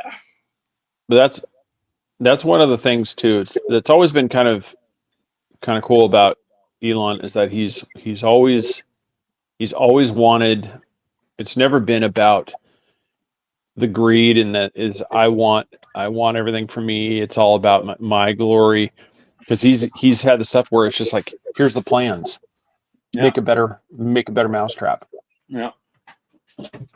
It's just the main thing that's made them successful is the sheer fact. I mean, I don't think a lot of people realize that SpaceX almost went bankrupt.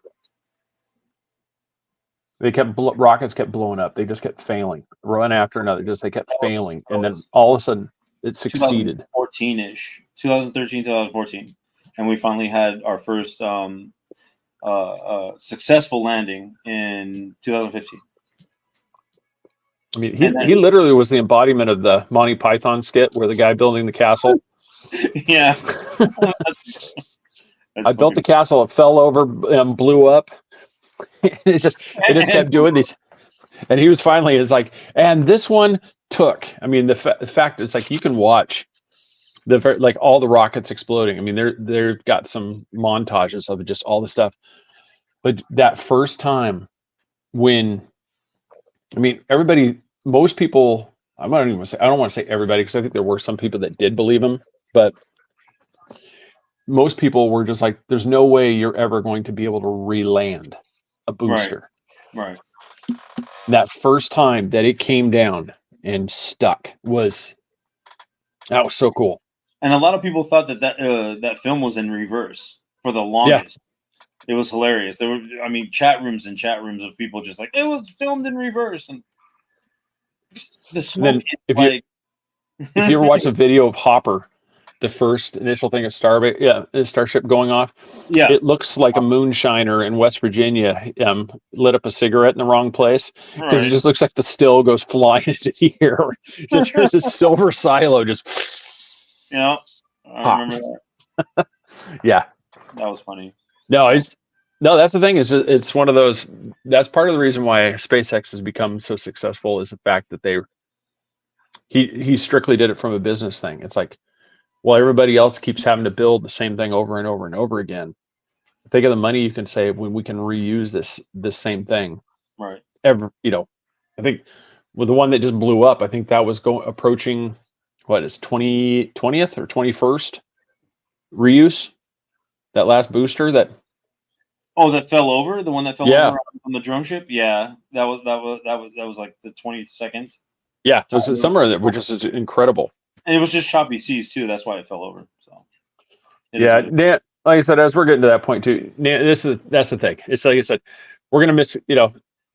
All of us are gonna miss chatting with you guys. I mean, that's not that's an understatement. That's gonna be the thing. It's just with everything that's going on, it's just it had to.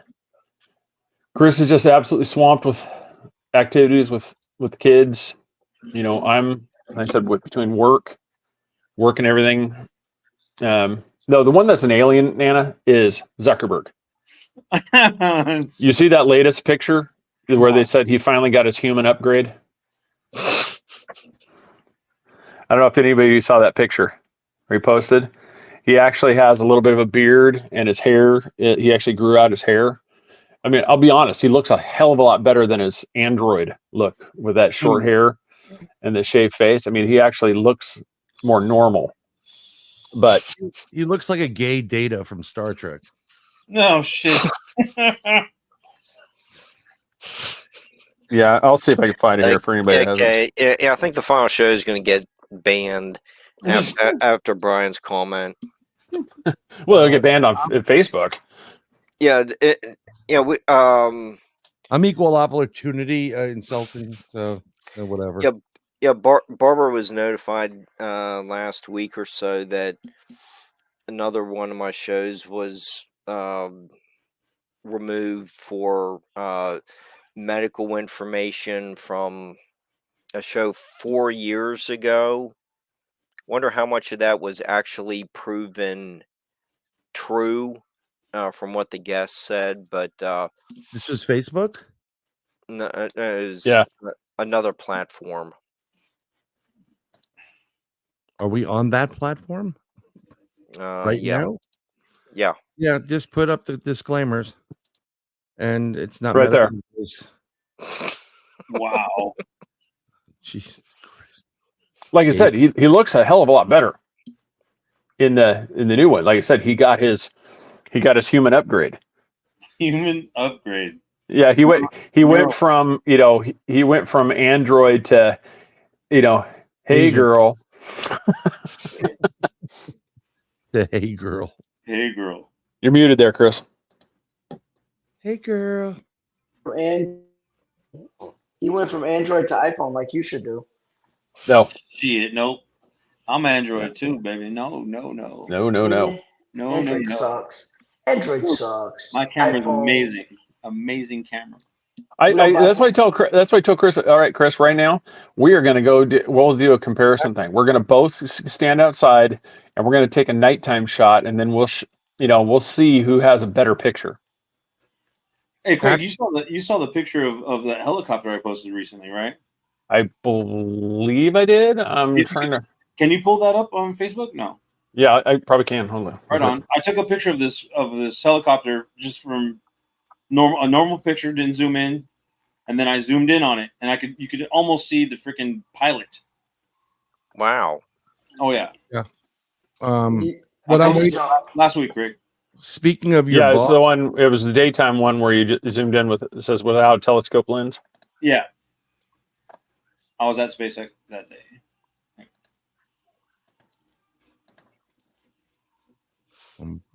Oh yeah. So that's the zoomed in photo. And then the where's the before one at? There you go. There's the before. Wow. So that little dot in the middle of the screen, that's the helicopter. And then this next photo or the prior photo is zoomed in 100%. How many millimeters in magnification is that? Not 1,000, something like that. but that's full magnification. Like that's the Is that the news helicopter looking at the traffic on I-5? Yeah. You're going from like Pretty much. 25 millimeters to 500 or something like that. What? I'm actually not sure. Let me see if I can even get to it. Actually, what I'm waiting for, and it's going to be coming sooner than you think, is when Musk puts out the his satellite phone. Oh, through T-Mobile, right? The Starlink, and he hooks that shit up, and it's going to be great. So you you got a satellite phone coming out? Yeah, it's using Starlink. It's Partner with T-Mobile. With T-Mobile. Yeah. T-Mobile's the best carrier too. Yeah, I have T-Mobile. It is the best carrier, cheapest carrier, I should say as well. No, it gets cheaper. Boost, Cricket. Visible. Well, no, we're talking about services. We're not talking about like wire and cups.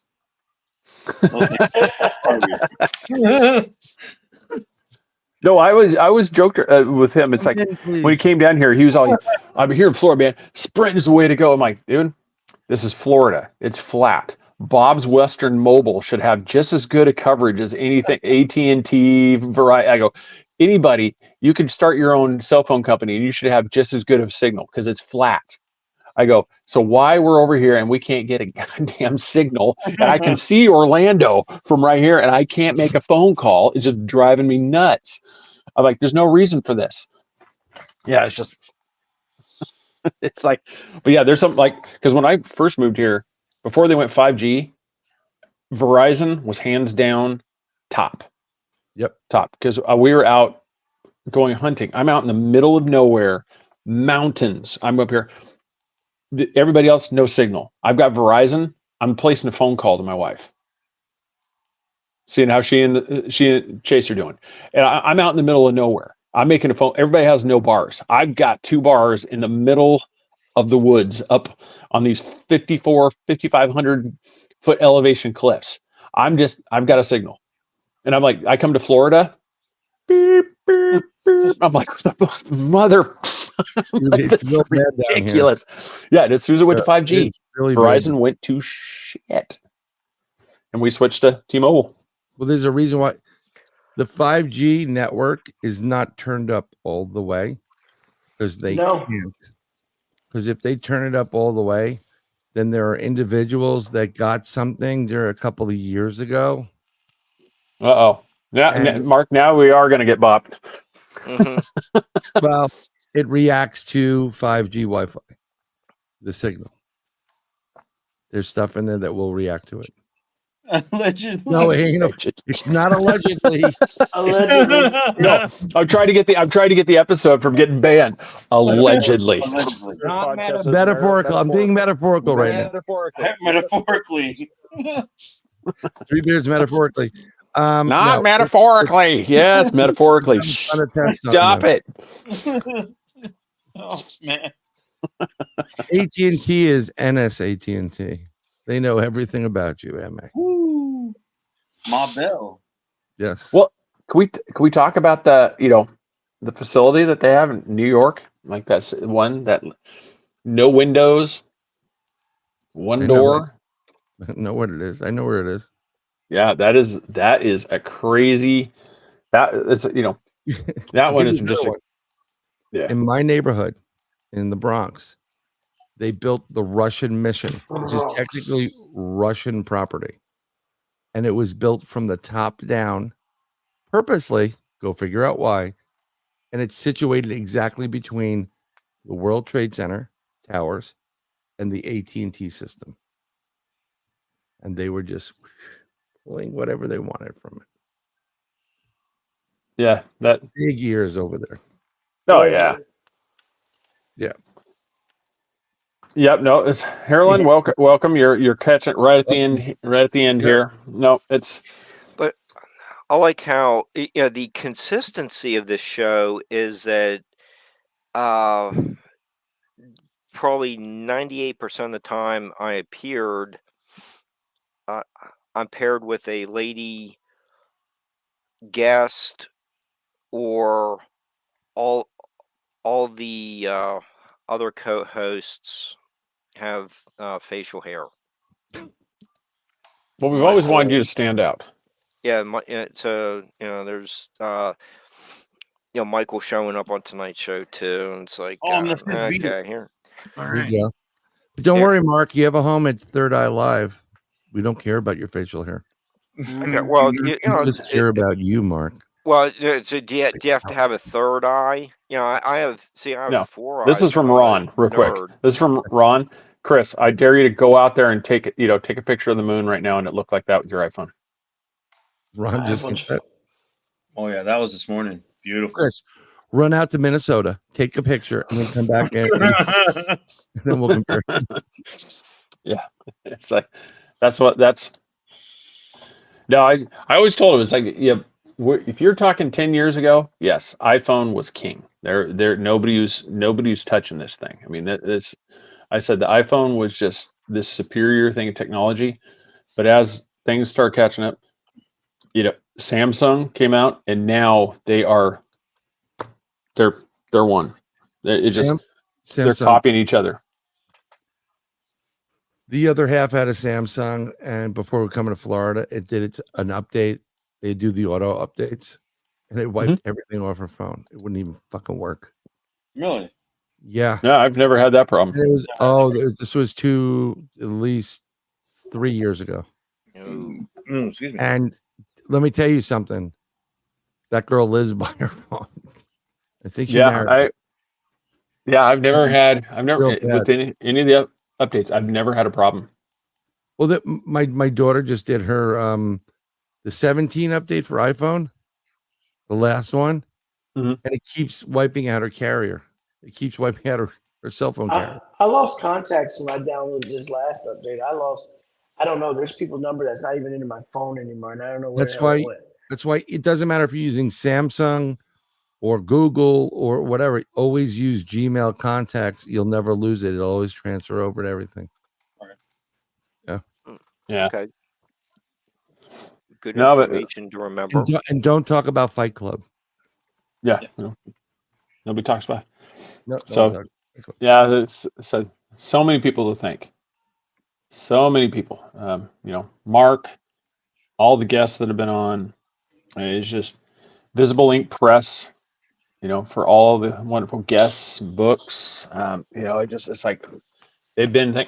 I can't even. StreamYard's been a great platform. I highly recommend that for everybody. StreamYard's been great. I can't remember who we used to use. I was trying to think about that all day. Be Live. Was it Be Live? Yeah.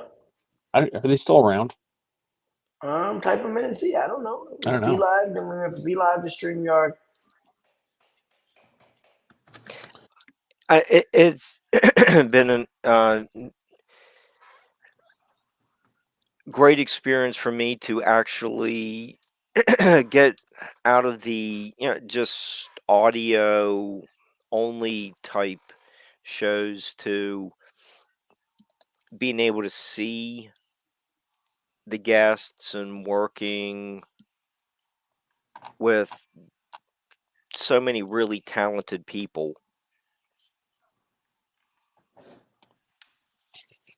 Yeah, I think it's more fun doing the like TV kind of formats. Makes it more personal. Yeah. I don't know why my keyboard's not lighting up, so now I have to look like an old man. You can be a little goofy, like saying like, "Oh, okay, here's a copy of your book." See, I think that's one of the advantages of this format that the Beards got me into. Is I'm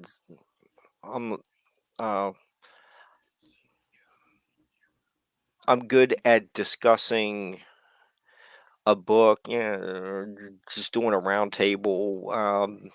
That's not really my forte, but what I learned from dealing with, starting off with Craig, Chris, and Austin is it is fun, like holding up. Well, see here, here's what you wrote, and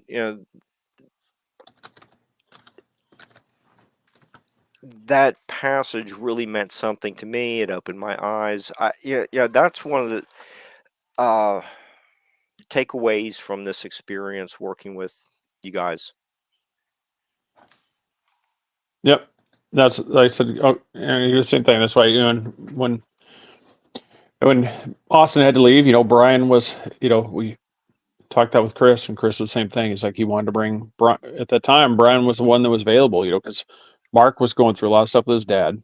He was like one of the first ones. He didn't have the beard, so we were hoping that he could grow a chin hair long enough. So it would be kind of like the Donald Trump thing we talked about. Well, if you can grow it long enough, then we can figure out some way to kind of weave it around to where it just makes a patch on your chin. The dread out of it. One dread. Yeah, it's just I don't. My body, it's just. I'm all a the hairless hot- minx. I Yeah, cannot it's grow anything but on my head. It rubs the lotion on its skin, or else it gets the hose again.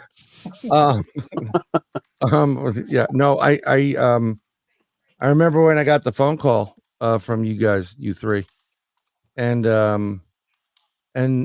was kind of blown away by it. I appreciate it a lot more than you would ever know. I always appreciate being interviewed or asked for it being to be on a show. They don't have to ask you. And I appreciate people that go out there and any show you want, and well, within reason. I'm not doing any furry shows or whatever. We're not going there, okay? Will you do the Flat porn Earth show? Yeah, no. I don't want to get into a flat Earth argument, but I said thank you very much. But what about Mark? And Mark, you were the first person. I mean, I don't know if you guys remember that because you were there before I was. And although I appreciate it, I think I'm tired of seeing people that are owed their due. And it just wasn't working out. I didn't know the full details of what was going on, but it was great. It's great to be here. It's the first time in a while I look forward to doing something on Wednesdays. Except for the senior fish fry. No. But I'm I have no idea. I've been working really hard with the guy in the upper left square, and I know everybody's got their lives and everybody's going through stuff. Trust me, there's a ton of things that my whole world's going through. But I'm like, don't shut it down. Call it a hiatus. Don't do what you're doing because you spent, and I know you spent 6 years. You were expecting X, Y, and Z, and to be like, everybody's in Lambos with hookers and blow. Love the show. Whatever. The world's yours, Craig. The world's yours, Chris. Whatever. We might make a comeback. I mean, we're shut down for a while, but I got kids that I go between basketball, football, and track. So that's my life, and it's just got where I did want to be on the show, but it's. No one's blaming anybody for living their life. You have to live your life. But I don't think, I would say this isn't really a goodbye or a farewell or anything. No. And one of the things I wanted to do, because this is a great audience. Everybody in here is a great, everybody. I mean, MA, Laura, Ron, you name it, Harlan, King, all of them, Jaron. And there are people that stood by you guys for a long while, and I don't want to use a guilt thing here, but it gets to a point where technically you don't owe them anything, but you do, because they gave you, a bunch of years of your lives, and I think it's, it's all been reciprocal. Yeah, but that's why I'm like, I have no problems about doing what I'm doing and waiting for the next, round. And even if it's in every other or once a month or whatever, let's just always keep that door open. Because it's fun. This is Brian if he goes to too many of those senior fish fries. Actually, I'm good. Doctor, I'm good. No problem, just having a heart attack. Yeah, the dick is sassy. Over. Gotta go with the dick is sassy. Yeah. He's like, you can't do too many of those senior fish fries. Then she said, I mean, like, everybody, like, I went into some place at like 3:34 in the afternoon. I've never seen so many old people in my life. I thought it was like the invasion of the old people. Get all that wine. Get all the. Make sure you get the crab cakes. Yeah. Oh God! Yeah, I stepped into cocoon. What the hell happened? Seriously, it really was. It's like cocoon down here. But I'm gonna be doing the show on Wednesdays 8 to 9. Maybe it'll go longer. And I'm trying to do something, and we'll talk to Craig about it, where we can continue to broadcast, hopefully through Three Beards as well. You know, I'll be broadcasting through my. You should be able to share it still. You should still be able to share it over to ours YouTube thing. Yeah, we'll get that figured out. But yeah, what I said, I'm doing the Sinister Mysteries. I'm going to be doing that twice a month. And so that's Craig and Joey's Sinister Mysteries. You can see that on Into the Outer Realms. Joey Media's page. You can see. So I said I'll still be around, but it's one of those things. I really had to just take. No time. No. It's just I'm not able to put the effort in that you don't have time for your. Oh, I'm only joking. Yeah, it's one of those. It's like I said, those I can show up just with brief notes and just talk. I don't have to do because I don't have the time to do the research like I need to do on topics. I can't read books. I don't have time to do a whole bunch of research. And so a lot of the stuff, like when we just did on Barack Obama last Thursday, I was like, that stuff's already up here. Right. So, 1.5 pages of like cliff notes was all that I needed to remind me of like specific dates, and that's easy to do. Yeah. And that's it. So it's one of those, like, Burt Radio has been a proud sponsor. We also, I forgot to grab a bottle. I don't think I've got a bottle here. Shout out to our former sponsor too, Broad's Beard Care. Sponsored us for a long time. Yeah. Who's Beard Care? Brat's Beard Care. He was the original Brat. sponsor. He liked Austin's beard at a farmer's market and saying, "Hey, I'll sponsor you guys." So we had beard, Oh, I found that's how 70s porn started. And when COVID, when I found one of our business cards. The old ones. When the little thing started, then he said, "Hey, look, I'm gonna have to cut down on some costs. I'm not doing as many farmers markets," and he bounced. But we're grateful that he was here. And also, we can't forget Nanny Cakes. She took care of us for a while. Some of the best cakes on the planet. Yeah, awesome mom. Yeah, she makes really good cakes. And her price is so amazing. She gives you a big cake, and like over half of it goes in trash because it gets hard to just eating cake. I mean, it goes stale by then. Let them amazing. It's amazing. It's amazing. Yeah. And I want to say thank you guys so much for having me on for your last show. I really appreciate it. Well, yeah, thanks for coming on. I've been a follower of you guys for quite some time, and it's been a blast. And I'm gonna miss you guys on there. Definitely. Oh, I'll get them back. I know where they live. Yeah. Oh, did I say that? I'm gonna do some. Yeah, cat with black. Yeah, you can figure it out. I'm not sure if she does vegan options or not. I'm not sure. You're most welcome, Nana. That's Laura, right? Yep, Nana? that's Laura. You're very welcome. Thank you guys thank you for your questions, and thank you for having me on. I'm gonna miss you guys, man. This it feels like an end of an era. Oh yeah, almost 6 years. It is. Yeah, it's one of those things. It's definitely, like I said, there's always that moment when the lights go down in Florida. Yeah. Yep. Yeah, it's one of those. I watched a show too called The Y-Files, and it's just borrowing a line from him. It's just one of those things. Just thank you guys for all the love, the support, and know you're appreciated. That's one of those. And see, like everybody else, I'm going to miss you. You guys can still talk to each other on that. Let's go on with Mark D'Antonio. Watch the Sky Tour Live. And even then, like I'm gonna be having to talk to him about even running the contest for himself, because as you woke this morning, Craig, you caught me as soon as I woke up at 2:40 this morning.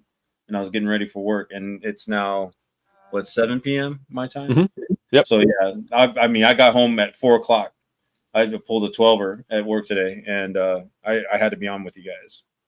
I appreciate that, because that's the thing. Guys, just this isn't the end. It's like, go talk, Brian. Third Eye Live. Go watch that. Same thing. Talk to the things. Go that Sinister Mysteries. You can still talk. Three connection there. Three beards. Third Eye Live. Yeah. So just there it is. Through the years. You have to throw Kenny Rogers in there. Yeah, that's right. Kenny. And then you can follow me riding the scoot to work, just riding around town as soon as I can come back live. But I am live on IG. For some reason, I'm not blocked on IG. So I go live on IG almost every morning. So, hey. I may have Chris and Greg on my show. Mark's definitely coming on. Yeah. There's a lot of stuff. Mark, I'm telling you, you're coming on. Keep your Wednesdays open, brother. Yeah, I'm getting closer to being done with this book, and I give you a chance to have a guest. Who's on there trying to promote something, hopefully of value. I'm going to ask MA on too, MA Allen, and I'm going to ask, everybody just come on. Right. I'd love to do. I think it would be great to do a catch-up roundtable every once in a while. I'll say it clear. I'll state my case. We owe money, of which I'm certain. My way. I've lived a life that's. Because if they take it down, they take it down. I traveled each and every. As long as you talk over it a little bit. Oh, that's right. And more, there it is. Much more than this. I did it my way. Yeah, that's. No, I was thinking about what to do, but yeah, it's like I said, it's one of those. It's hard. It's like how do you finish it? How do you just walk? Just call the end. It's like, but it's one of those things. Yeah. I'm at peace with whatever decide. Like I said, I know it's hard, but for everybody, thank you for everything. Mark, Brian, Chris, Austin. And I thank you guys for last year. Like I said, everybody, thank you for the 6 years. Michael, thank you for coming on for the last show. Thank you for having me. Everybody, hang on here. We're gonna play final intro out. What do we want? Do we want start with the abducted cows, or just go out with the name Herbo? A new intro with me in the place of where Austin was. You never played it. I don't think I even have it saved, to be honest. I could have sworn I sent it to you on Messenger. Well, I don't think I downloaded it into StreamYard. Okay. Yeah. Sorry, Brian. All right. Sorry, Brian. All right, so we'll do the abducted cows, and then we'll finish out here. But like I said, everybody, thank you for a great time. Thank you for all your support. We can't thank you enough. Like I said, it's not the end. Like I said, the mighty phoenix may resurrect at a later time, but for now, just goodbye for now. We did it our way. Yes.